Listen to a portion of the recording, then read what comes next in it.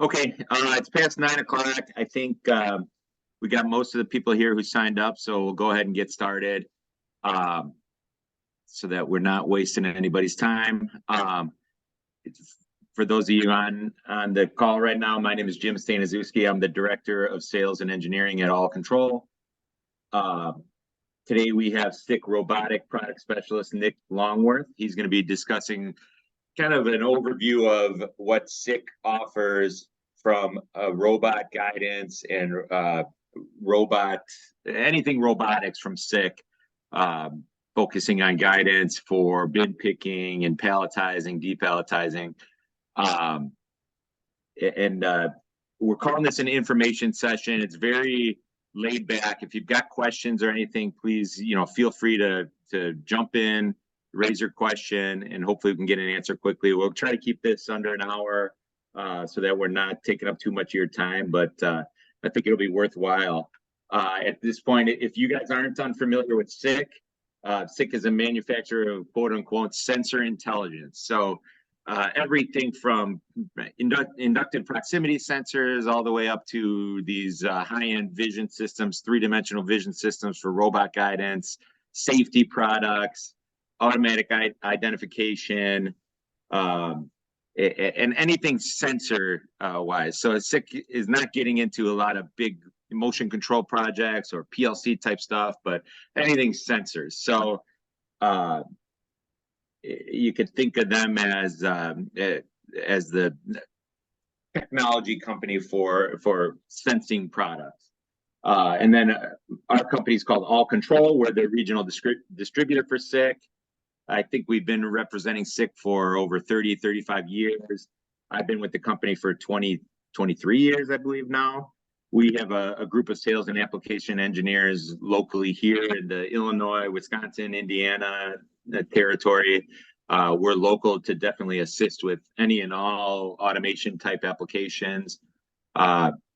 If there's any specific projects you have and you're thinking of right now, that's great. Let's bring them up, especially maybe at the end, we can talk about some more specifics. And then if there's more we need to discuss, we can set up some time to come out, take a look, and maybe even test out some products. All Control's office is located in Elgin, Illinois. We've got a large inventory of demo equipment, of products in our facility that we can use to test and prove out solutions for anything that you're looking for. And if we don't have any, we've got guys like Nick. We've got a lot of other support options at SICK. SICK's located in Minnesota in the U.S. It's a German company, so definitely worldwide support for all these kind of application needs. With this type of information session, we want to offer some value to you guys by, getting some word out of new products, new technologies, and like I said earlier, it's supposed to be a laid-back, informal session. There's no, big budget PowerPoint presentations, anything like that. And we're not pro web cameras, so definitely, like I said, come on in with any questions or ideas that come up as we go. So now I think I'll introduce Nick Longworth from SICK, and hopefully he'll explain some new robot guidance systems and application solutions from SICK that might interest you guys. Nick, if you're ready, go for it. Yep, thank you, Jim. Let me go ahead and share my screen. Let's see.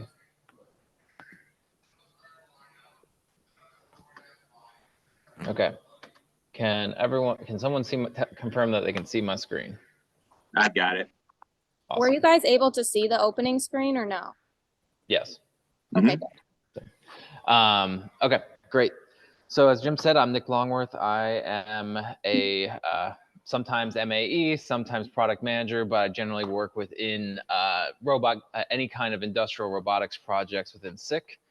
I've been with SICK for about 4.5 years. Again, I kind of get into a little bit of everything when it comes to industrial robots, whether it's safety, guidance, just sensing, really anything. Prior to SICK, I was an end user for about 10 years. I managed an automation group and did design builds of assembly, welding, and machine tending robotic systems. So I played in the mechanical, the electrical, the PLC world. I programmed robots, done vision, actually had floor experience. So been around the block a few times, can certainly talk about a lot of the challenges and pain points that I assume many of you go through on a daily basis. I also have a master's degree in robotics engineering. So I can kind of go anywhere. As long as we're talking industrial robots, I can kind of go anywhere we want to go today in terms of conversation. You take me out of industrial robots, I'm next to useless. So let's stick to industrial robots today.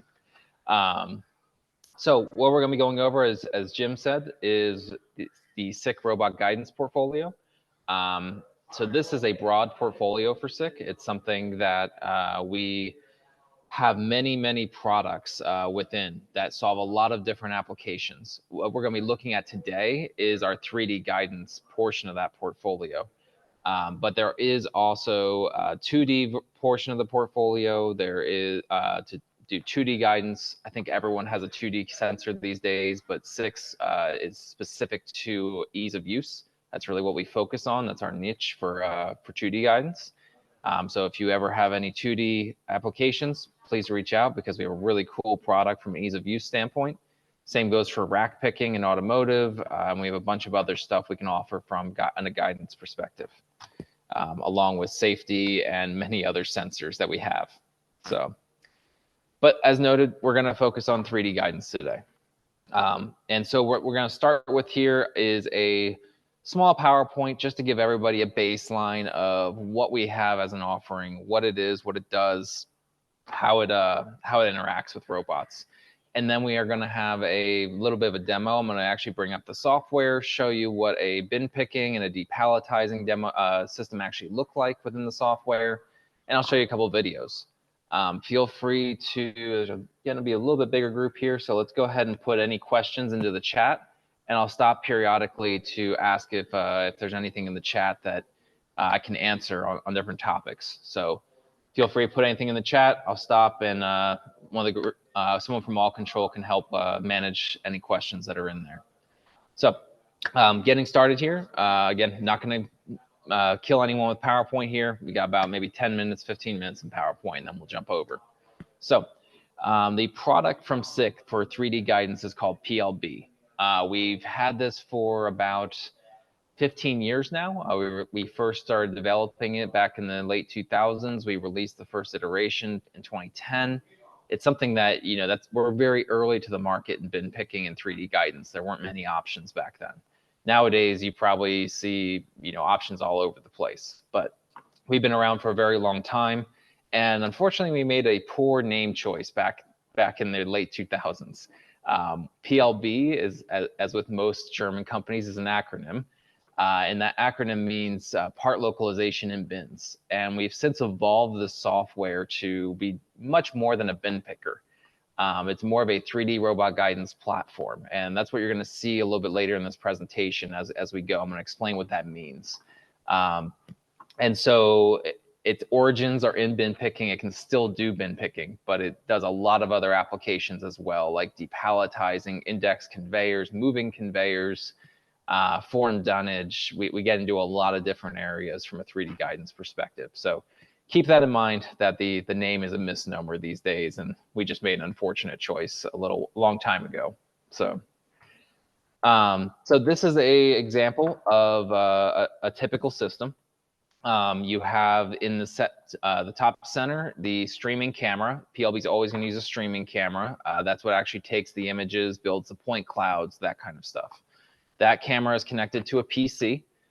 SICK PLB uses a PC for processing. You'll find that any bin picking system has an external processor. These are very heavy processing that's needed on these vision systems. And so smart cameras just are not powerful enough to handle this type of work within the usual bounds of an application. You'd probably be waiting a couple minutes for a smart camera to be able to process one of these images. So SICK has a PC. The software runs on that PC and does all the processing using the PC architecture. SICK can sell the PC, or a customer or all control can provide the PC. We don't really care. We sell it as a convenience. And then that PC is what actually communicates with the robot. It does all the processing, it gets the results, it communicates those to the robot over TCP/IP socket messaging. SICK has sample code for pretty much every robot out there, unless you're getting into some startup that just came out. We might not have that yet, but we're more than happy to work with them to develop a sample code to have PLB work with their robot controller. We also can communicate the PLCs if you'd like the PLC to manage everything. We have function blocks and AOIs for Siemens and Allen Bradley, respectively. Other than that, the camera can be fixed mounted. It can be robot mounted. You can do multi-robot. You can do multi-camera to one robot. Doesn't really matter to us. All those architectures are supported by the system. So it's a very flexible system with not really many limits on how you can architecture your application. So moving on to the next slide here. Again, we call the PLB an engine now. It's a platform. It's no longer just a static product. And the reason for that is the software is moldable to the application. It's something that you see here. We have different modules that we consider as part of this system. And so that first module we select when we go out and we look at an application is the image acquisition. How are we going to acquire an image? We have, many different camera types that fit different types of applications.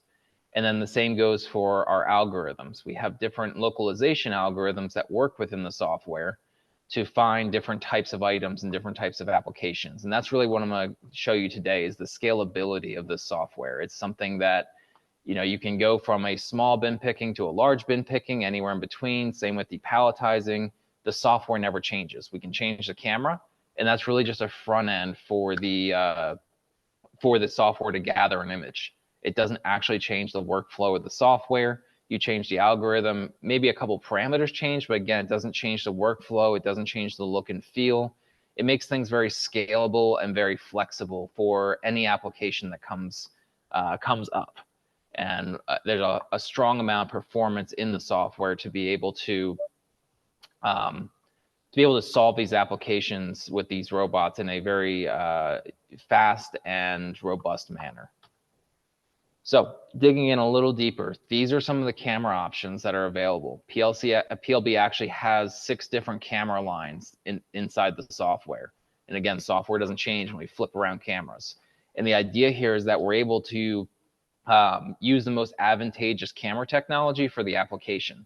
So for instance, the PLB 510, that is it's a fast camera. Generally, we can get images within 100 milliseconds. We can do moving conveyors with it. We can do depalletizing with it, things like that.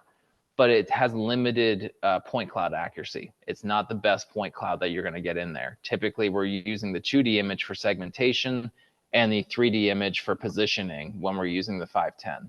Maybe some geometric algorithms when we're getting into that as well. If we're just looking for a circle or something, we can use that as well. If you're trying to get though into something like random bin picking with bolts or machine tending of castings, that kind of stuff, 510 is not going to be your option.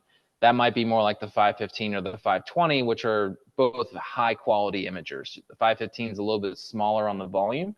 It's typically a robot mounted camera where you have power over Ethernet, so you get a single line down the dressing. It's very small. It's about half the size of a brick. Adds almost only about 500 grams of payload. So very good for robot mounting if you have multiple bins you need to go for and they're smaller bins. The 520 is kind of like that flagship camera though. That's the one that you're going to do full Gaylord style bins that you need sub-millimeter accuracy on. We can do those with the 520. So all these cameras, they fit different types of applications at the end of the day is what you're looking at. And that really gives you the power to move between things without having to retrain or to learn a whole new system. And it just gives you that ability to solve more applications quicker is what we look at with this. So go to the next slide here. That's how you get an image, right? So that's just how we get the 2D and the 3D image into the system. is the different types of cameras. Then you look at the algorithms. This is how we actually process that image and make a localization of it that then we can go use for developing a collision-free pick pose and actually giving the robot a path plan to go pick that item. And so we have different ways of doing that as well. We can do CAD matching where you just bring in a step or an IGES file. We can do geometric matching where we're looking for specific primitive geometries like circles, cylinders, like a pipe. We can look at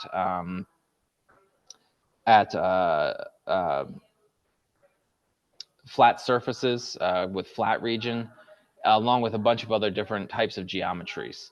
And then we have edge matching, which is more like a reference, a pattern match in 3D. That is more similar to like what you see in 2D, where we have an image that comes in and then you brush it, and it determines edges and features on that item to go find in the point cloud. That's edge matching. And then deep learning is kind of our newer area where we use the 2D image to find to segment the item, and then we position that into the 3D image via different types of mathematics. And that's typically used for either order commissioning, like picking of bags and items like that. And then we have that for depalletizing as well. So different items like that, different algorithms are able to solve different types of applications at different speeds, different price points. So basically we can kind of mix and match this to fit different budgets, performance, and robot types and application types that are needed here. These can also be cascaded. So these algorithms do not have to operate independently. It's something that you can cascade them on top of each other. So lots of different ways to work with this. As I mentioned, there are 3 different levels. This is something where we can get into different price points. So we don't have to always have, that very expensive system. It's something that if you have a simple application, we can go simple. We can have simple pricing. So you have 3 different levels, our Core, Prime, and Pro, which include different types of algorithms. Each camera can support these. So each camera has a starting base point in terms of pricing performance. And then you can build on top of that with the different algorithms, different algorithm levels that then enable that camera to handle an application.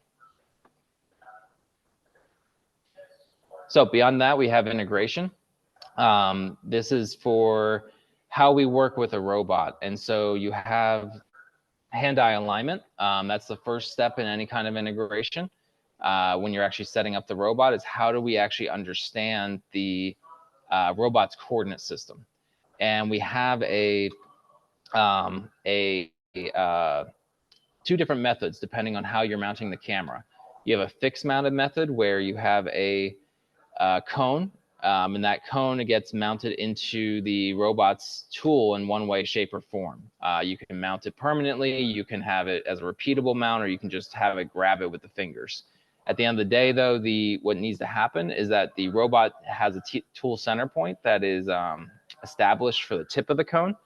That tip of the cone is then, the cone itself is then shown to the camera in multiple different positions. And those different positions, the tip of the cone is reported to the camera system. So the location of that tip of the cone in the robot's coordinate system is then reported to the camera system. And with, say, about 15 different positions, we're able to create a transform between the camera system and the robot's coordinate system. And so what happens essentially is we're teaching the robot's coordinate system to the camera. And then what happens later is when we locate an item, we find pick poses, that kind of stuff, we're able to give a path plan that's 5 different points. You have a point above the bin, you have a approach point, a pick point, clear point, and exit point back above the bin. Those are all given for that robot to get in and out of the bin without collision and knowing exactly what to pick. They're in the robot's coordinate system, so there's no post-processing. Very easy, very clean way of doing things. And it allows you to continue to use your robot's teach pen as the main point of contact for that robot. When it's a robot-mounted system, the camera's on the robot, so you kind of just flip the process here. The cone ends up on the ground or on some other feature, and the camera goes around the cone to take different images from different positions, and you report the flange location at those positions, and then we can actually determine where things are based on that. So you just kind of reverse the process. And so we do all the work there. Again, we provide sample code, so it's not something where you have to actually figure out how to communicate or do anything here. We provide all of that, and we're able to work with pretty much any robot that's on the market. There's not a very limited amount of robots or anything like that that we can work with. So that's kind of the baseline here. Before I jump into a demo, I'm going to see if there's any questions that I can put in the chat before I move on. Nick, one thing I wanted to ask, I thought of a second ago. So all this stuff about the bin itself and the move points, like the approach and retract points, that's set up in the robot though, right? Not in the camera. So the camera, the PLB software actually provides the pick points, but also the clear, the approach, the exit and the entry for the bin. The robot actually does the motions. We don't take over the robot to actually complete the motions or anything, but we do provide the actual positions to the robot for the robot to go to, similar to if you had taught those positions. Okay, now is that something you have to set up in the camera, or is that the camera itself is scanning the bin as well as the product? It's scanning the bin as well as the product to figure all that out. Nice. Okay, thank you. No problem. Any other questions before I move on?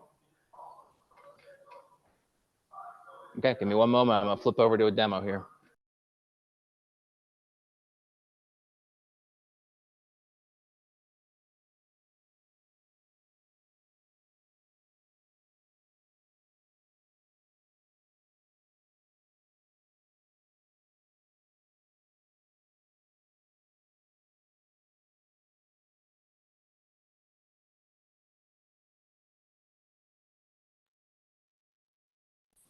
All right, so flipping over here. Can everyone see my screen for the PLB software? Yep, I can see it. Great. Okay. So I'm gonna run through two different demos here.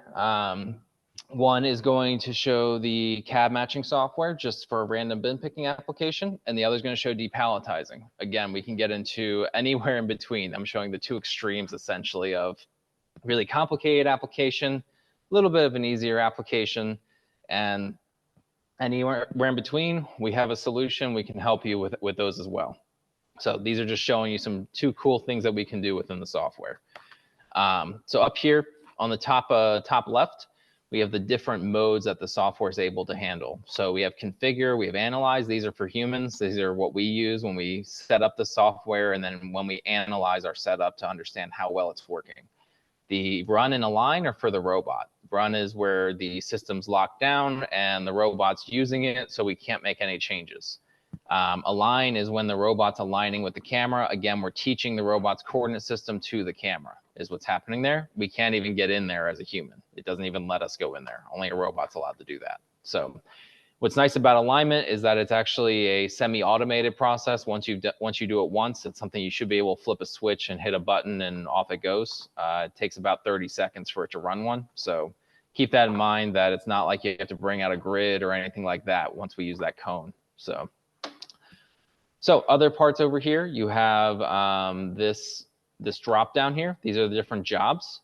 Lots of different jobs. You can have as many jobs as you want until you fill up your hard drive. You would probably end up at 100,000 or so jobs before you fill up a hard drive. So no worries about having multiple jobs. And then over here, these tabs are the actual setup of your job. So the first 4 tabs will change per job. You can have different parts, different poses, different grippers, that kind of stuff, depending on the job you're using. And then you have the PLB tab, which is a global tab. This is actually our setup. It's like our system configuration in the PLB tab.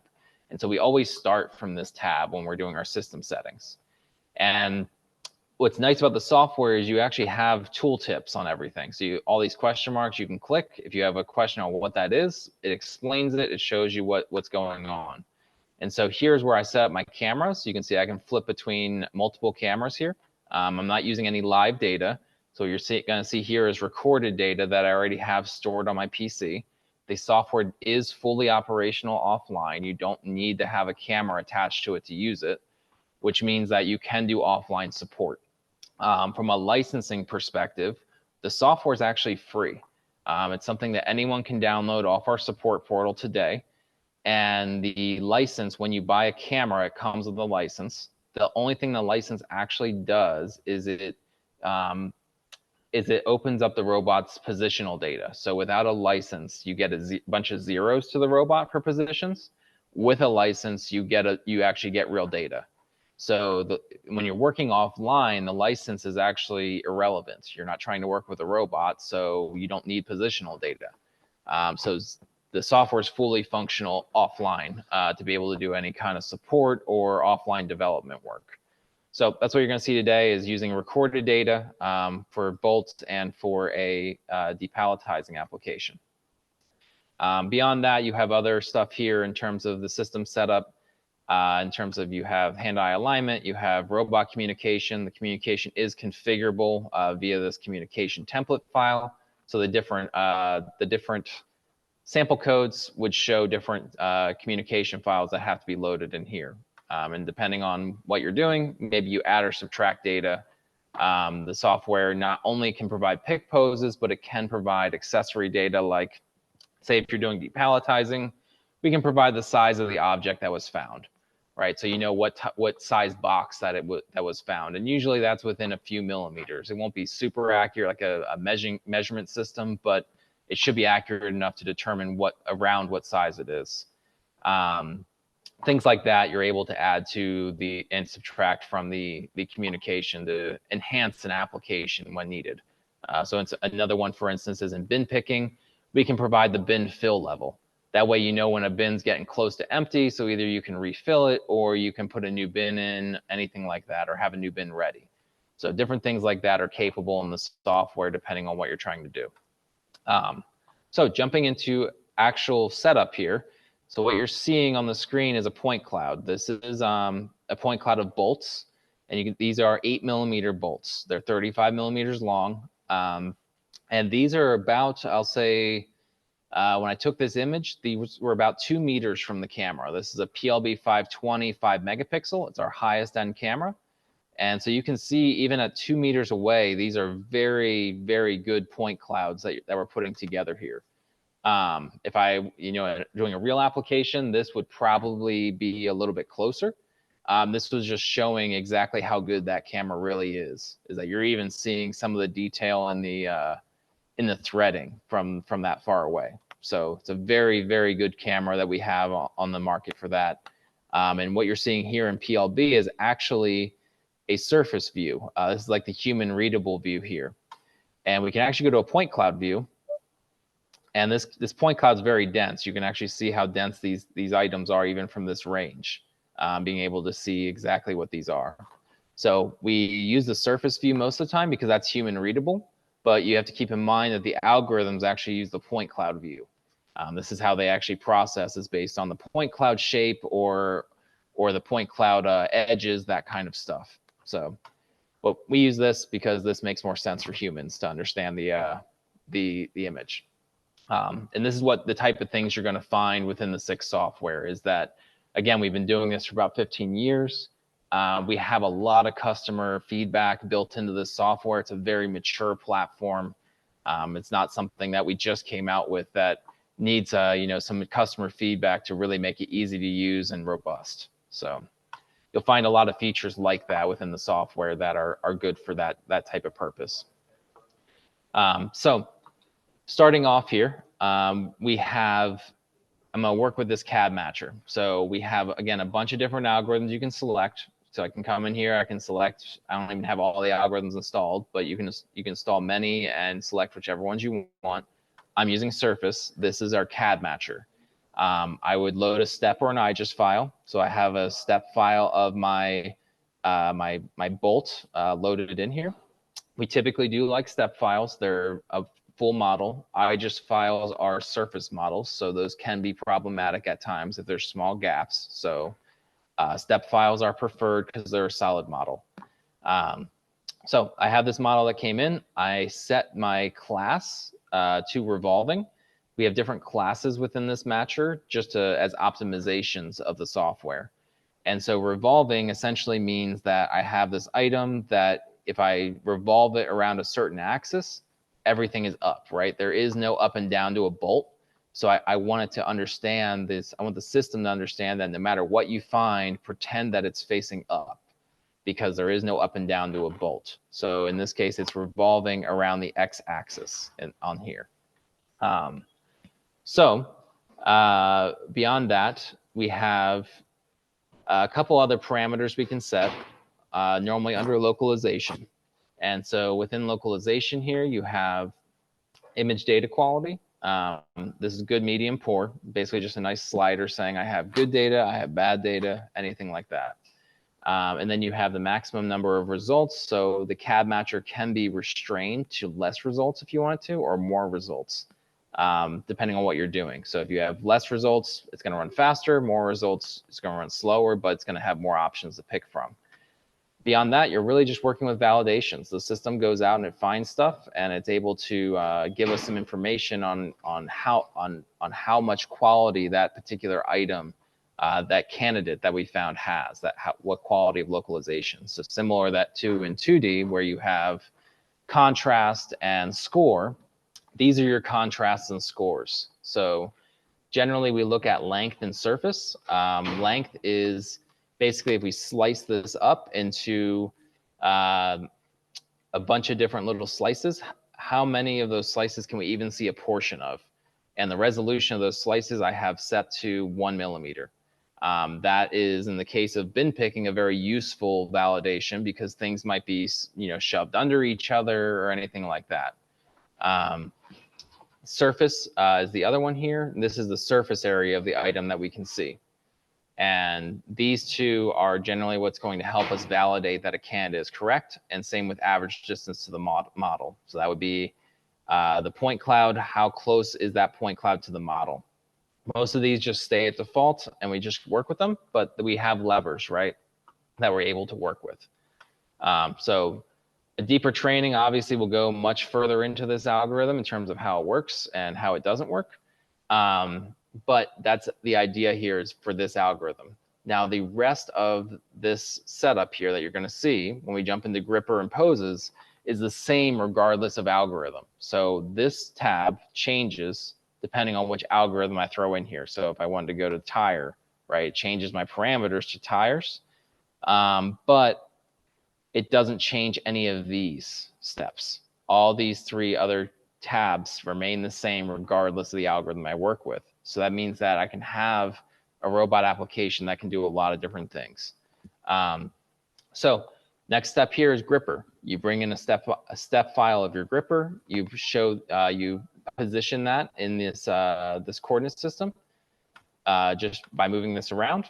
And this is going to go wherever your TCP is, your tool center point. If you're taking your tool center point at the tip of the gripper, that's where you're going to place this origin and this orientation. The only caveat here is it has to match your TCP. If it doesn't, this positioning, then we don't know how to accurately orient your robot. That's the key thing here. Beyond that, this is used as our collision avoidance volume. We are actually using this to determine if we're going to go run into something in the volume. So you can have as many grippers as you want. We have accomplished applications where we have say 4 different grippers, a 4-headed gripper on the robot, and we're able to do 30 parts per minute. We've done that before.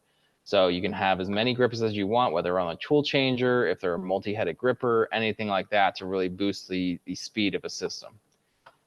Same goes for poses. As the next step here is actually setting up a pose and being able to pick an item pick this item that you've now set up for localization. And so again, you can have as many poses as you want. We do have features though that help you not have 50 pick poses. A lot of the problems in random bin picking that you can get are that essentially when you start getting into all the edge cases of items being in corners and items being overlapped and things like that, not being able to pick them without having, say, 50 pick pose options, and then this list gets very cumbersome. So what we've developed developed is some dynamic pick poses. So what you saw here was just a standard pick pose, right? It's just one pick pose. We find the bolt, we can go grab it on the head.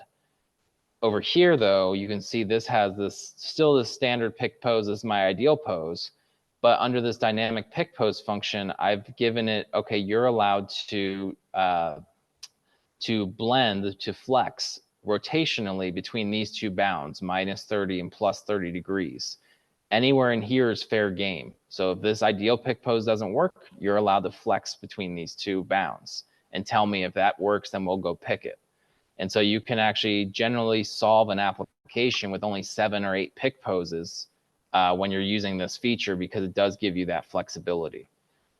This is also where we can define waypoints in terms of how much we approach, how much we depart from that pick point. Jim, you had asked about that path plan. That gets established per pose right here. So lots of different ways of really setting the software up to be successful. The last step to set up here is just the bin localization. When we do bin localization, we basically come in here, we define the bin size, so whatever size you are using. We create a synthetic model of that bin. So what you're seeing here, you can actually change. You can see how it got bigger. I can make it smaller, whatever we want. We do use a synthetic model rather than trying to load a CAD model of the bin, specifically because we then have the ability to flex this bin. So when, in most applications, bins are not ideal. They come in beaten, they come in warped, maybe different generations, things like that. And so we build this synthetic model of the bin so that we can adapt it via what we see. So when we go out in the image and in the runtime and we locate the bin, we actually snap to what we see instead of trying to force fit this model. So what I'm going to do here to show everybody that is I'm actually going to make this a little bigger. And you're going to see that this is, let's go even a little bit bigger than that. You'll see that this is now a little bit bigger than the size of that bin. And what you're going to see when I locate this bin in the next step is that it's going to snap to these sidewalls of the actual bin rather than trying to force fit this size into the application. That's important because then because you can't actually see the bin walls. You can see these walls are clear because the camera can't see them. They're occluded. So we actually have to estimate them, and that's what this orange is doing, is it's going to estimate the bin walls, and it's going to build them so that the robot doesn't collide into them. It's going to build a point mesh for collision. So it's a very important thing to estimate the bin correctly, and that's why we use a synthetic model, is so that we can adapt it to what we see rather than having it force fit or anything like that. We have a lot of other features in here. Again, we have zones. This can help speed applications up, where we say, take a picture, you locate everything in the bin, but then you split the bin into different zones to basically say, okay, if I pick one part from this zone, then this data is not disturbed, so it's still good. So I don't have to take a new picture. I don't have to locate items again. I can just go pick the next one. We can do things like that for cycle time optimization. We can determine if the bin's empty. Lots of different features to be able to really make an application robust rather than just finding items. So before I move on to the next step here, I will stop for a moment and see if there are any questions.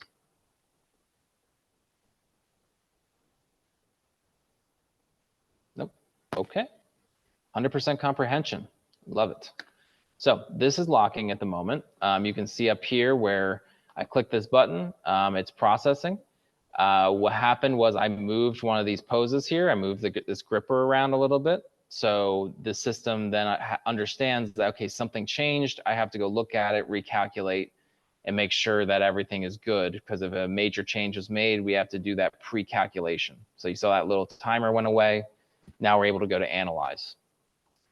So analysis here, this is basically when we're doing debug. This is how we understand how well our parameters that we put in the system are working. So we have this palette up here on the top right. This is something that we essentially can do all of our work with. So this first button here is how we take images. That's what you're seeing here, is that point cloud of the bolts. And then we have what's called a breakout palette here, along with our bin localizer here. So if I click this button, again, you can see Like I mentioned, this bin then snapped to the actual bin to properly estimate the walls rather than trying to force fit what we had defined. So very robust in that manner. And then we went ahead and we can have this breakout palette, which lets us run the software step by step. So if I click this button to the right of that, that actually will run all the steps at once, versus this will let me break out and test the individual parameters per step. So if I hit this one first, and I do have to prove I'm not a robot, then you can actually see the system going out and just locating items. It's not trying to pick them yet. And you can see over here where it's showing me, here's on the right-hand side, the parameters I set. And here's the results it's finding for those parameters, how it's actually finding an item, and is that item going to pass. If I find an item that doesn't pass, and I don't know that I will, but you can see how you can shift around the bin and see all the different things it's finding. My parameters are actually set up pretty well here. But if you did have one of the parameters set too high, it would actually show you these in red where it doesn't pass. That way you know, okay, that's why it's not passing. Is that a real part? So you can actually come in here and say, is that real? If it's real, maybe I need to change this parameter to be a little bit lower. Same goes for overlap. You can see if the parts are overlapped from each other. So there's too much sitting on top of it. So you can see it actually shows in the viewer here, if I can find a good one, that really shows the overlap. Here we go. You can see the red on this one saying these data points are above this localization. So it's being overlapped by that. And there's a certain amount of overlap before it'll say that doesn't work. We don't want to pick that one. So we can determine if the parts are overlapped. And then the same goes for collision. You can come in here and you can start testing your pick poses and see if those pick poses are going to be robust for this application, or maybe you need to add some more to be able to get some of these edge cases. So in this case, you can see the number, this is the number of 3D data points that my gripper's colliding with. And these are way too high. My threshold's set at 50. It can only collide with 50 points, and it's way higher than 50 there. So we would not allow that to happen, which is good because it would run the robot right into the bin. You can start searching around the bin and again, see the different pick poses that are available. And in this case, you can see this, these are the 4 pick poses I've set up. This particular one says it would work because it's only 14 points of collision.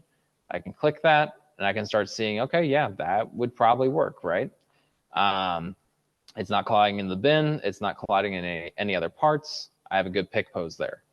And you can keep working your way around the bin and just test your different pick poses to see what works and what doesn't in that way. So very useful features. Again, very easy to use, clean workflow, gives you a lot to work with. And so at the end, what this looks like, to give you some idea of, let me find, I did bring up a video here. So in the end, this looks something like this in terms of a real application. And so what you're going to see here is our robot in the lab picking connecting rods and showing exactly how accurate the system can be. It's actually going to stack these connecting rods while bin picking them. And I think I got up to 24 of them being stacked or something like that before the pile fell over. So it gets them pretty good in terms of being able to place them correctly. So really robust software, able to do a lot of stuff like this. I'm going to jump through the depalletizing real quick as well, but I'm going to pause again for a moment here, see if there are any questions on random bin picking.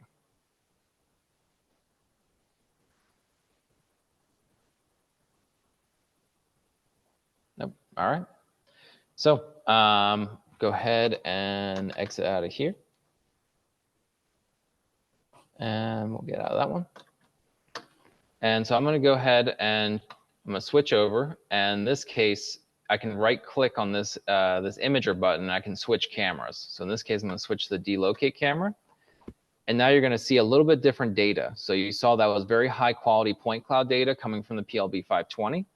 This data is coming from the PLB 510. This is something that, you can see it's much less quality, but it's also much faster. So the PLB 520 takes, say, a second to do that image that you saw. that very high quality image. It also requires a GPU to do that and some other things that drive the cost up.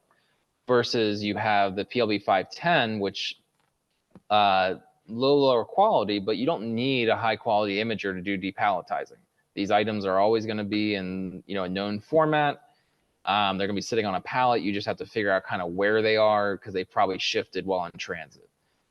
So in depalletizing, we can look at things a little different with a little lower quality imaging.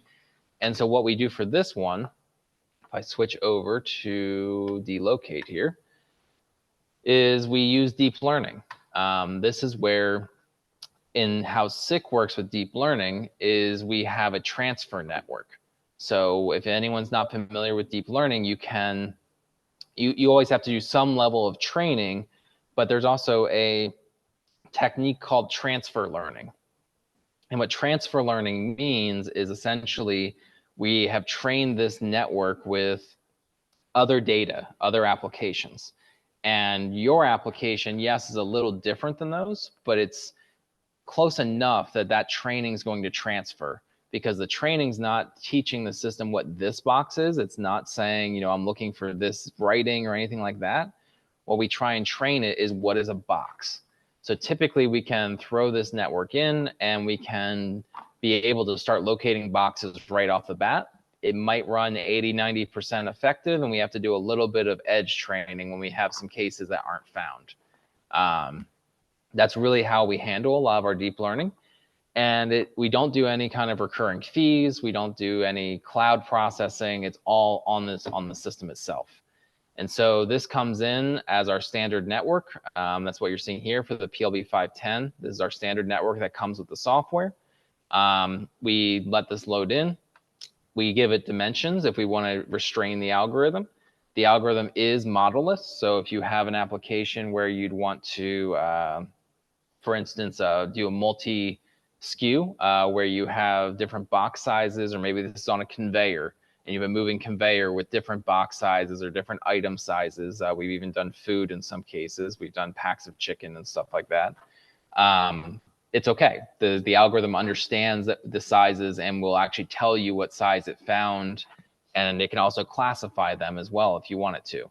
And how it does that is it uses a 2D image. So the deep learning algorithm actually operates on the 2D image, and then it segments in that image. It finds the items, and then it will use the 3D image to position the items in space. So it actually correlates that 2D image segmentation to the 3D image for positioning. Really effective, very robust for these types of applications, and very fast. It's a very fast algorithm that's generally under 1/4 of a second capability. So different application, different needs, right? Depalletizing, you're normally trying to get throughput. Bin picking, especially bolts and stuff like that, machine tending, generally a little bit slower cycle times. You don't need to go that fast because you have a machine cycle time that's limiting you or something like that. So again, going through this, so this is deep learning network. There's not much else to show on this part of it. The rest of these steps, again, are the same, just different gripper. Poses are a little different. The bin, instead of being a bin, it's now a search volume. It's changed here from a bin to a search volume. And we've turned on the result sort order for layers. So we're actually tracking this as layer based so that we don't miss anything on a layer and send it flying later. So that's essentially the only differences in the setup. It's very similar setup to what you just saw for the random bin picking. And if I go back to, I'm in Analyze still. So if I go back and went and located a part, I'm gonna go ahead and just locate. It actually comes up with a viewer here that shows everything that was located. You can see how it located everything on this pallet via that 2D image and positioned it in space right on top of it, doing plane estimation. And again, same tools here. We can do collision. We can start seeing if it's going to hit anything. It tells me no, and it's depalletizing, so you typically only need one pose, not much else to that one. And from there, again, you're able to just go ahead and pick. You can pick across these and see exactly how it's going to go. You can start taking more images. And we can go to the next layer here. You can see I have a bunch of different images. And you're able to go ahead and see that one work. So it's one of those things that's, again, very similar to what you just saw. Same workflow, same tools, just different algorithm working on the system. And it's all very robust and works with the robot. Again, giving the robot the exact data it needs to treat everything as individual points, just like it would in a static application without vision. So it's very easy to work with on the robot side as well, not just within the software itself. So last thing here is just showing a quick video for depalletizing. So you can see here. This is the actual system in action, in this case using a robot mounted system. So we're actually able to come above the pallet, take an image, locate items, regardless of size or writing, anything like that with the algorithm, and pick and place to a conveyor. So not much else to this one. It's very easy, very robust, works very easily with the robot, no matter what robot you're working with. So we're about out of time here. So I got about 10 minutes. I'm gonna leave that for any kind of Q&A that anyone has.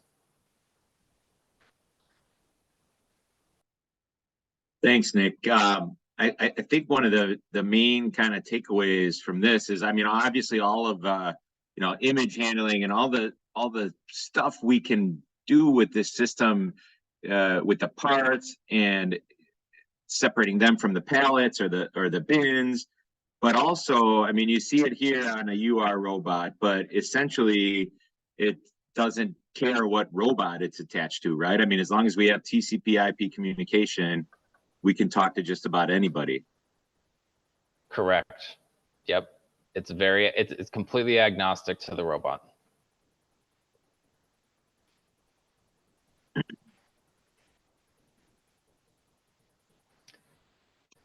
And I mean, SICK is also able to. Go ahead, Jim.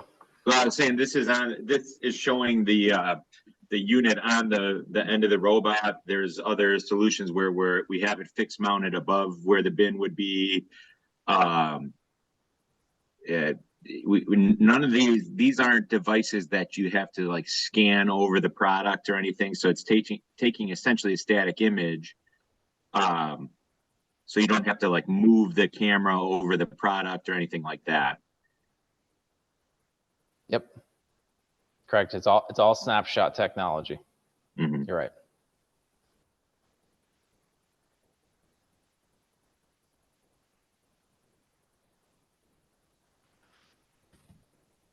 And maybe this is showing the robot with the camera attached to it. So obviously it has to go above where it's potentially picking from and stop, take an image.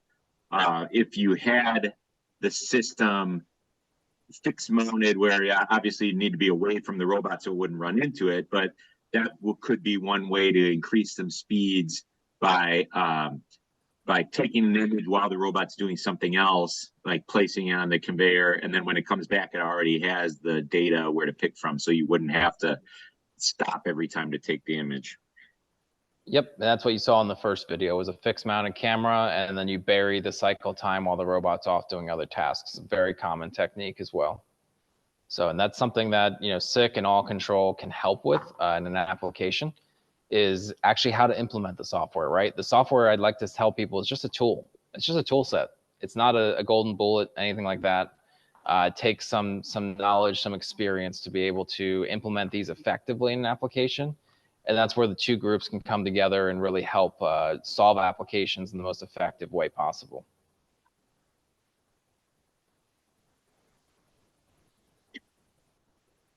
Nice.